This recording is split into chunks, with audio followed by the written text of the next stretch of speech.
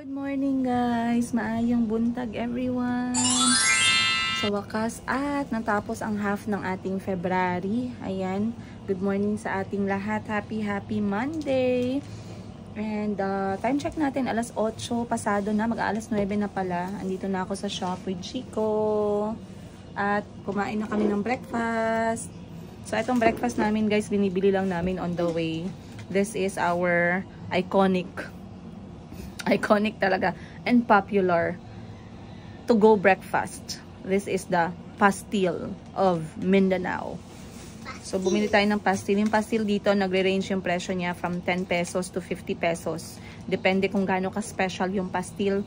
But if basic lang siya na merong kanin at ulam sa taas, yun lang na set talaga na sa 10 pesos. Pero pag maraming mga side dish, umaabot po siya ng 50 pesos. Sometimes merong iba 70 pesos, nakadepende. Pero it's the most affordable meal we have here in Mindanao.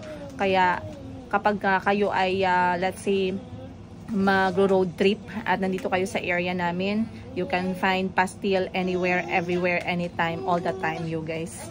At ngayon nga, it's already almost 9 AM. I'm waiting for people na pupunta kasi ngayon ay ang araw na sisimulan ang pag-construct ng Laba-Labi laundry shop natin. So pupunta ako dun shortly. Dumaan lang ako dito sa shop to finish some few things and kumain na din. And then we will proceed there. I was also working on Canva guys. So kung sa mga nagtatanong kung ano yung ginagamit ko na pang-edit para sa mga postings namin sa social media, I use Canva. Hindi po ako nagbayad. Yung free lang yung ginagamit ko. So I made a post na nagsasabi na we accept wholesalers para sa mga customer namin na gustong magbili ng worth 10,000 pesos, 20,000 pesos, 30,000 pesos and they want to sell right away. So we do offer our items on retail sa mas murang halaga para naman mabenta nila at maka-markup din sila. So I'm going to post this one and then I'll prepare na kasi parang nandun na yung mga kailangan natin ng mga tao na gagawa ng laundry shop. We're going to look what's going to happen there at ano yung mga trabahong gagawin nila today. So I'll see you guys more on today's episode.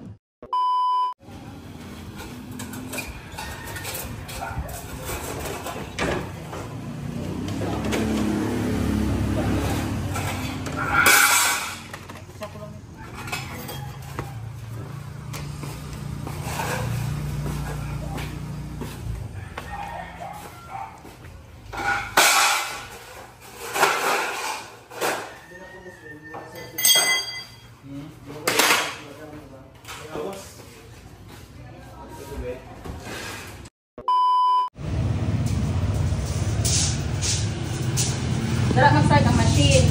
Dara mag-end. Okay. Dako pa man diyan space. Tangke na lang sa dito. Tangke mo to.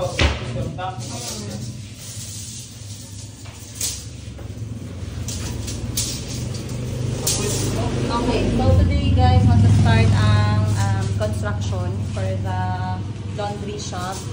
And estimated 5 days, no? 5 days to yun, no? 4 days mo pa na? Okay. So, mga 4 days. Okay.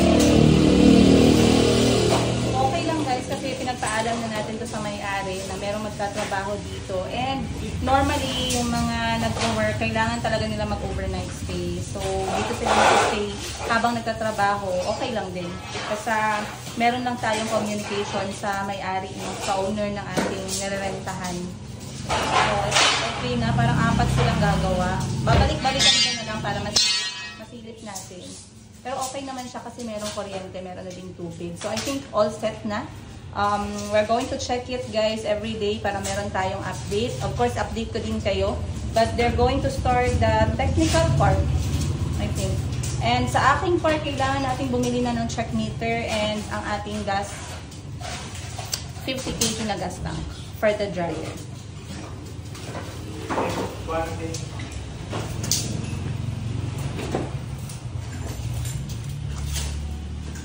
Kapag doon ano ang express clean, sir, kamuhid na nagtrabaho? Oh. Sabi na nila ko, Davao kamuhitan. Alright. Okay, na-check na natin guys. Time check natin, 9:20 AM. So, It has been a productive hour already. Dahil ito talaga yung mga must do ko ngayon. Though marami pa ako nakapila ngayong araw, pero so far so good. So dumating na yung mga magko-construct. And akala ko nga 5 days ang aabutin, no? Pero tama naman, depende siya kung gaano kadami yung magawa nila sa isang araw. And since meron naman silang access sa susi, and they can stay over para hindi na sila kailangang mag-uwi-uwi, mas madami silang magagawa.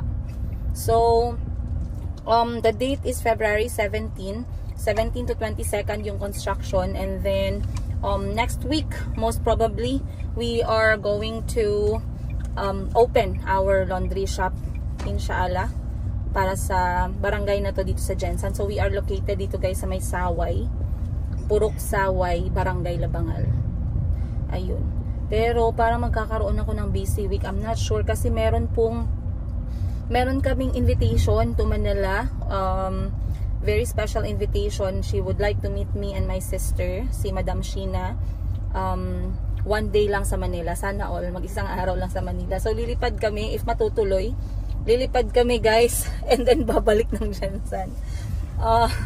It's a great honor. It's a very sweet gesture, and something my sister is very excited to do. Excited din naman ako, pero siguro overwhelmed tayo dahil ang dami natin kailangan gawin. I'm not very sure if it's gonna happen, but most probably if it will, sasama ko kayo guys. One day in Manila. Bakit naman hindi? Okay. First time ko itong gagawin if ever. Imagine, pupunta kami ng airport, sasakay ng aeroplano, 1 hour travel to Manila.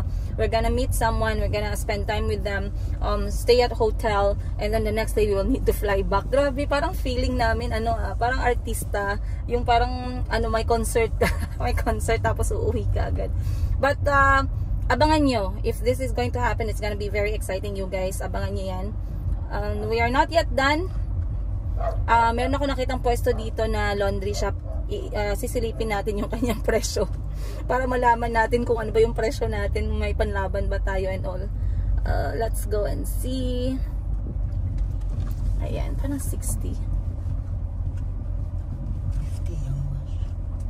Fold 35. Okay, not bad. Okay. Okay, so dito sa katabi namin, let me see. Merong laundry shop dito. Wash, dry, and fold din siya. 150 pesos. Wash, dry, fold. Anong machine yan? Is that LG? Yeah, LG. Services, wash is 50 pesos. Fold is 35. Dry is 60. Then additional for dry is 20. Kasi merong mga items na hindi siya nadadry agad, lalo na yung mga blanket or mga towel. So kapag ganun, ayaw naman nating ibigay sa customer na basa. Ayaw nating i-fold na basa kasi mag-aamoy siya. So merong tinatawag na extra dry sa mga ganitong klaseng business. Pero of course, magta-top up.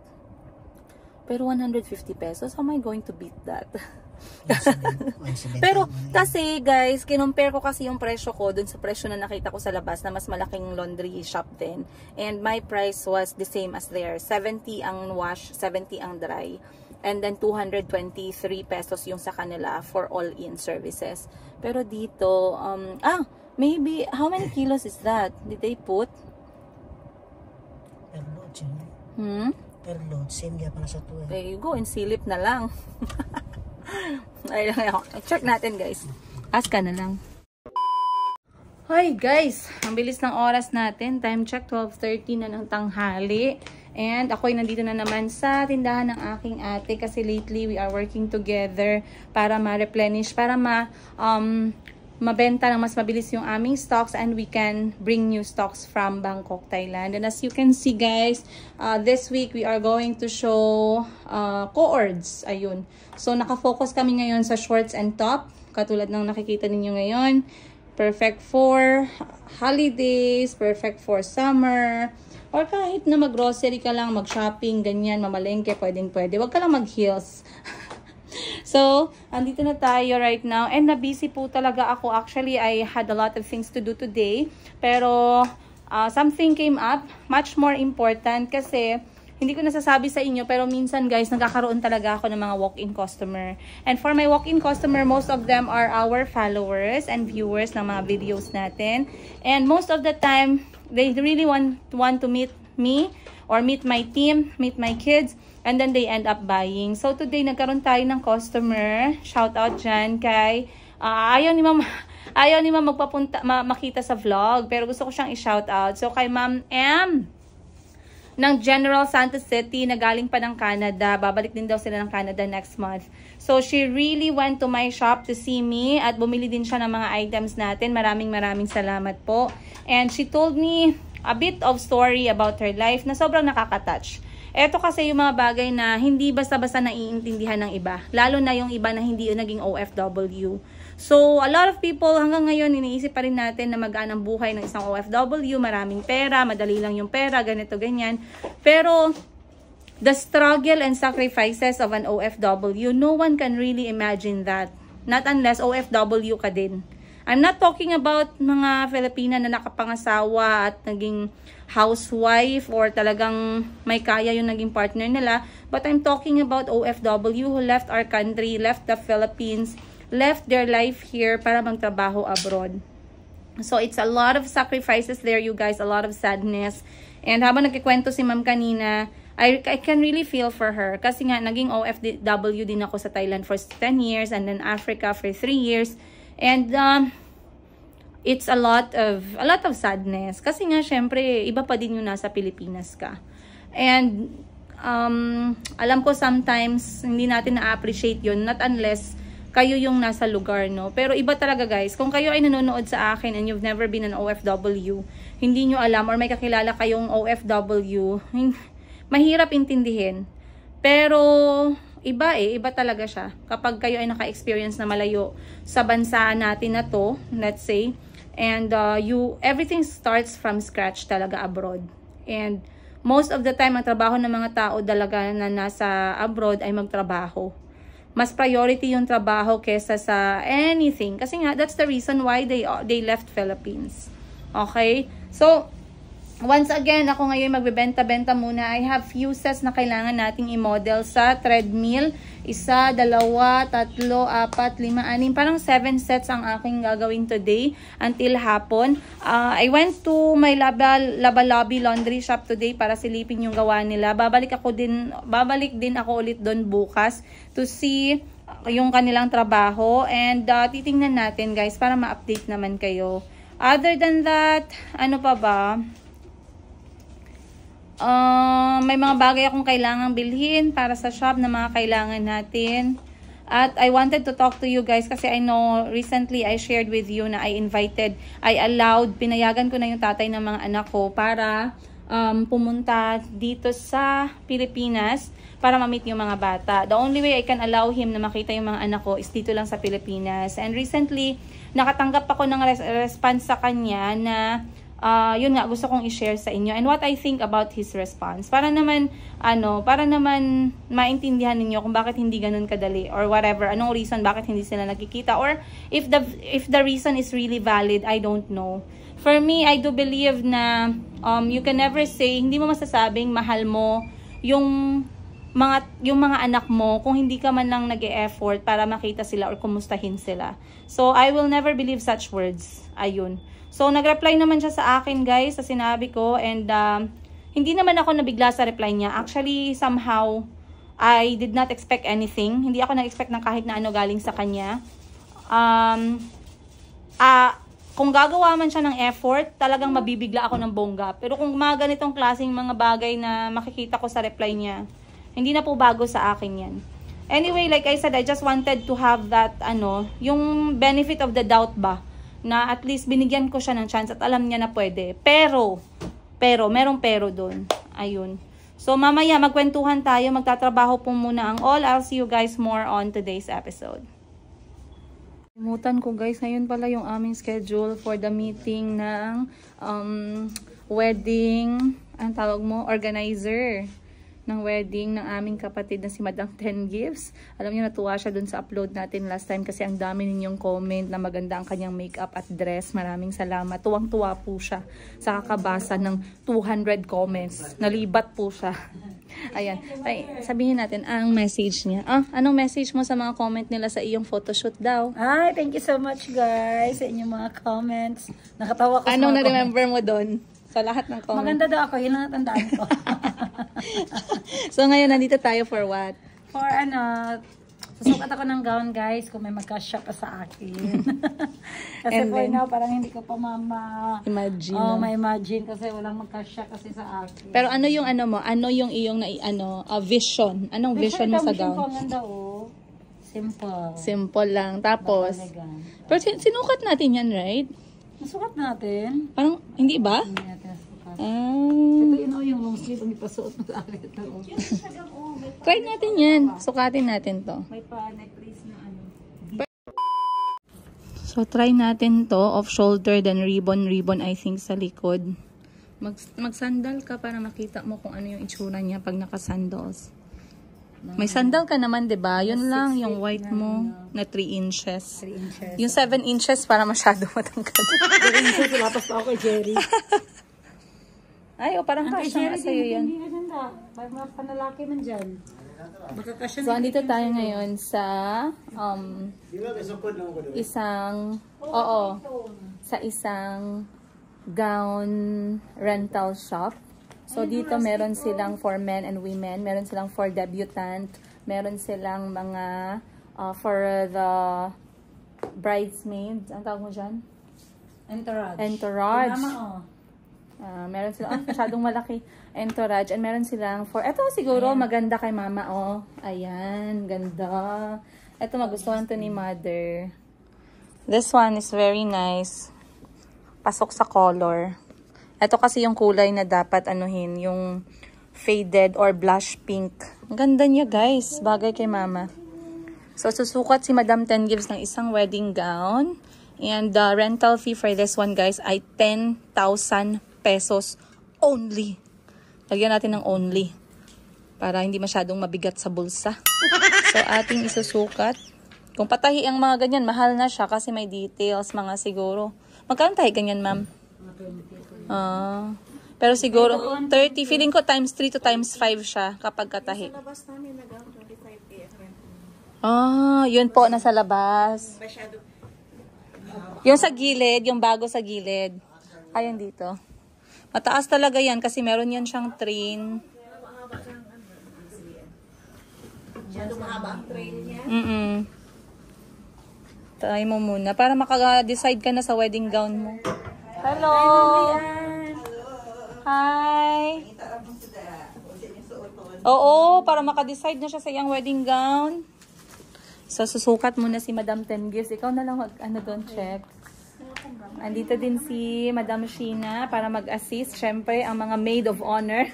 Hanggang maid lang talaga. Ayusin yung mga maid ha. Huwag kayong pabagal-bagal sa trabaho nyo. Huwag nyo kalimutan, maid lang tayo dito. So, sukatin muna ni Madam and then titingnan natin. Guys, excited na ba kayo? Dahil ako excited na. Pero bawal daw makita na nagasukat sila ng wedding gown kay Malas. Totoo ba yun, ma'am? Hindi. Hindi daw totoo.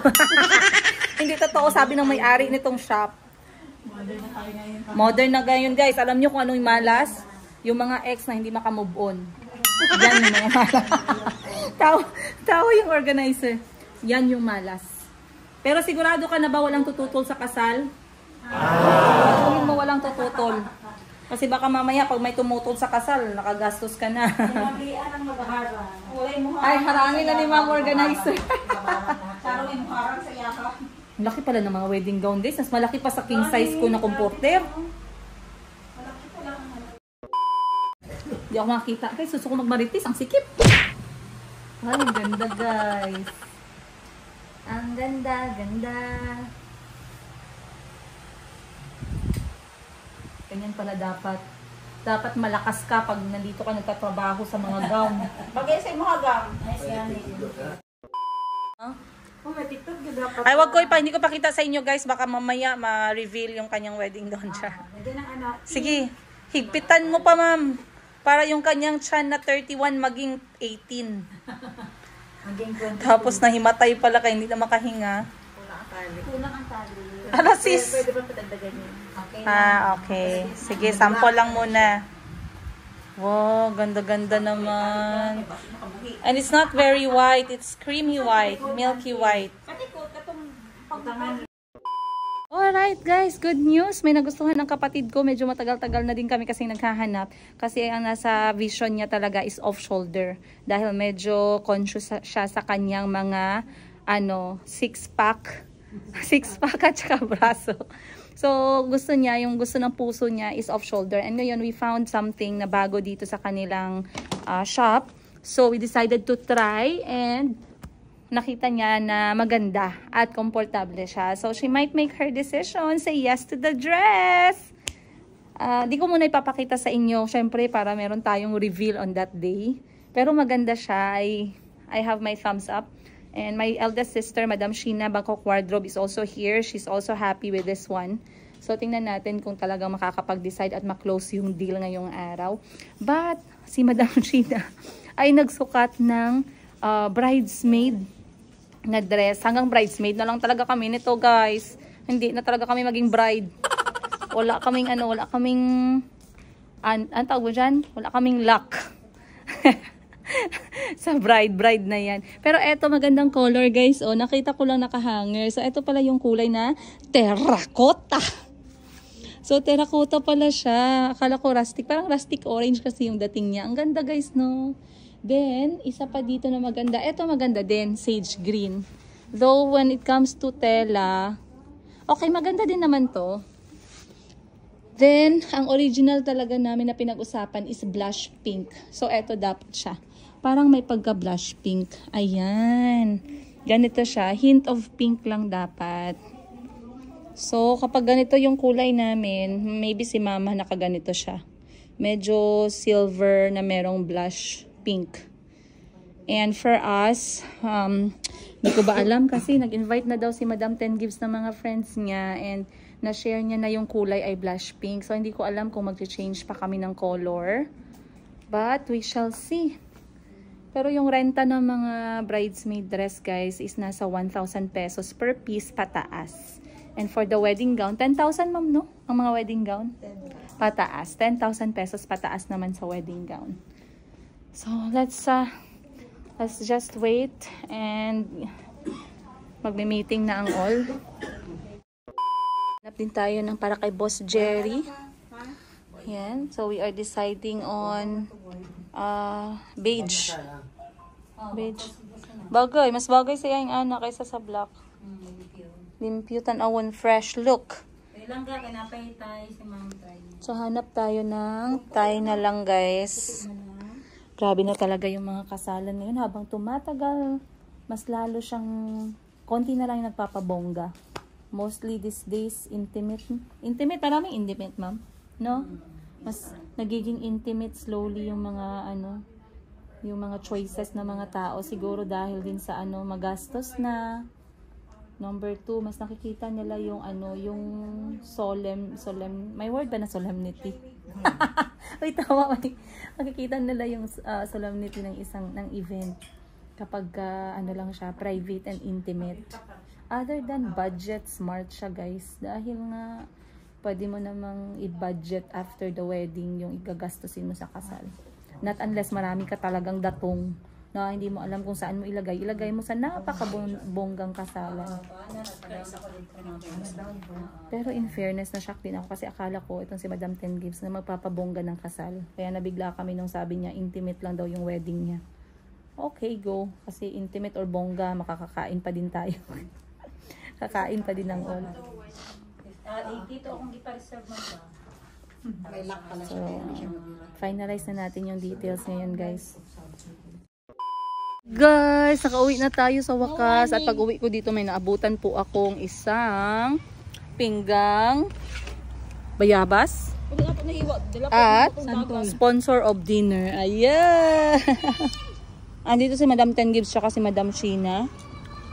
Kasi gusto niyang i-claim si Mayumi, guys. Dadalhin niya na daw si Mayumi.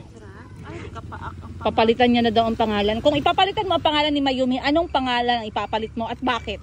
binibini. Ah! Binibini? Binibini. Wow, ang cute. Bekong bagay ba? BB for short. Bini!